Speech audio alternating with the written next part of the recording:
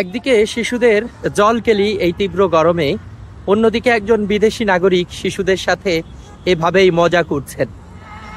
এটি রাজধানীর ৩০০ ফিট সড়কের যে লেকটি রয়েছে সেই লেকের মধ্যে এভাবেই জলকেলি করছে ছোট ছোট শিশুরা, এবং সেখানেই আমরা একজন বিদেশি নাগরিককে দেখতে পাচ্ছি।